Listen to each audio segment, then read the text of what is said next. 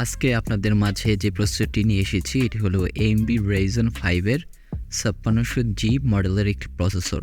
মোটামুটি এই প্রসেসরটি খুবই ভালো মানের এবং বাজেট ফ্রেন্ডলি। আগের প্রাইসটা অনেকটা বেশি ছিল, বাট ইদানিং প্রাইসটা অনেক কমে আপনি পেয়ে যাবেন মাত্র 14,500 টাকায়।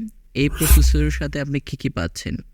এই প্রসেসরের সাথে আপনি পাচ্ছেন 3.9 GHz বেস স্পিড এবং টার্বো স্পিড সর্বোচ্চ 4.4 GHz এবং ক্যাশ এমবি থাকছে L2 3 MB এবং L3 16 MB, 6 কোর এবং 12 থ্রেডের একটি প্রসেসর, যা দিয়ে আপনি ইজিলি যে কোনো টাস্ক খুব সুন্দরভাবে করতে পারবেন। সেটা হতে পারে ভিডিও এডিটিং, ফটো, এটসেট্রা।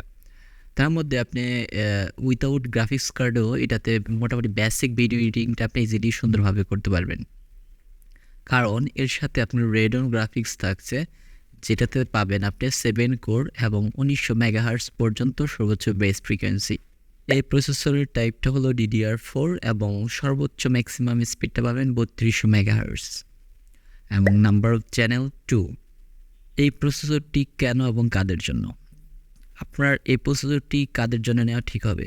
যারা এই বাজেটে, মানে যাদের কম্পিউটারের বাজেট 35,000 টাকা থেকে 55,000 টাকা এর মধ্যে, ঠিক আছে? এখন আমি অনেকে বলবেন যে 55,000 টাকা বাজেট হলে তো এর থেকে একটু বেটার কোয়ালিটি নেওয়া পসিবল। হ্যাঁ, আপনি নিতে পারেন, বাট ওভারঅল সব দিক থেকে চিন্তা ভাবনা করলে শুধু প্রসেসরই তো একটা কম্পিউটারের সব কিছু না।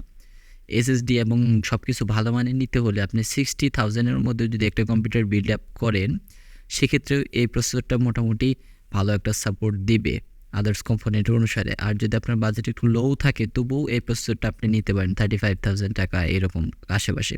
অল ওভার সকল ক্ষেত্রেই এই প্রসেসরটি আপনাকে বেটার একটা পারফরমেন্স দেবে, আপনি পছন্দ করতে পারেন। এবং এই প্রসেসর সম্পর্কে আরও বিস্তারিত জানতে অথবা অনলাইনে অর্ডার করতে ডিসক্রিপশনে লিঙ্ক দিয়ে দিচ্ছি, আপনি চাইলে দেখতে পারেন।